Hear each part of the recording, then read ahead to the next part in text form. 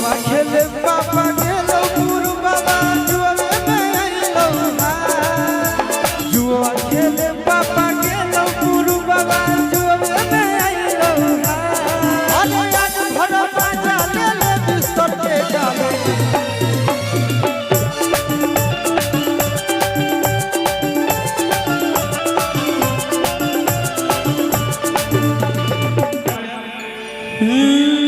कि जुआवा खेले पापा गेलो गुरु बाबा जुआवे में आइलो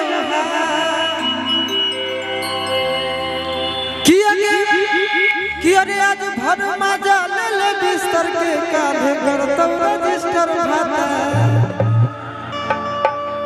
लड़की कह रही है कि मेरा शादी सेट हो गया है बाबू। हेलो चेक हेलो बस फर्स्ट एंड लास्ट यही तक मामला खत्म करो। कि जुआवा खेले पापा गेलो गुरु बाबा अरे जुआवे में आइलो अरे आज भर मजा ले ले बिस्तर के काले करतो रजिस्टर भात।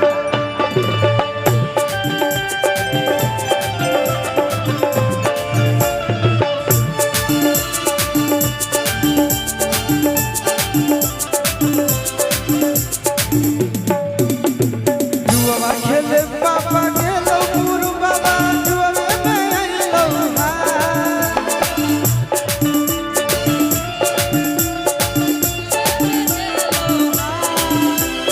जुआवा खेले पापा गेलो गुरु बाबा जुआवे में आइलो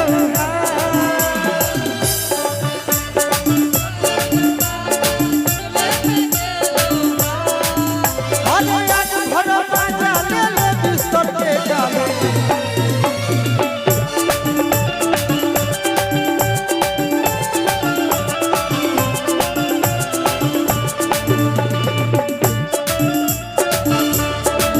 वादा करके भूल जाते हो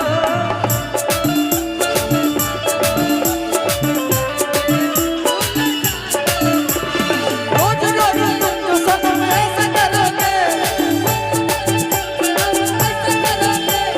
हम रूठ जाएंगे तो हंस करोगे तुम तो धोखेबाज हो वादा करके भूल जाते हो।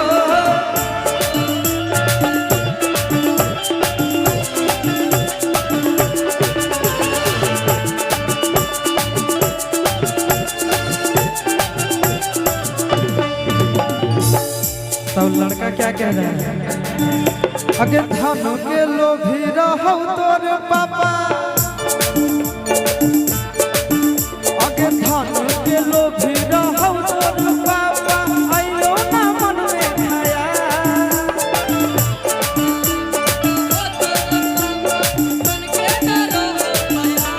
धन के लोभी रहो तोर पापा आइयो ना मन में खाया।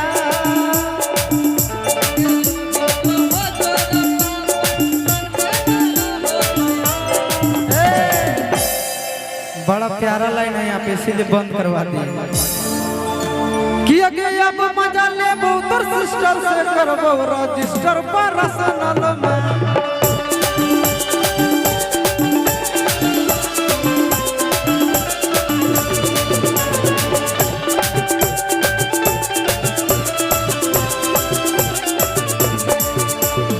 अब मजा ले तोर सिस्टर से करबो रजिस्टर पर्सनल में।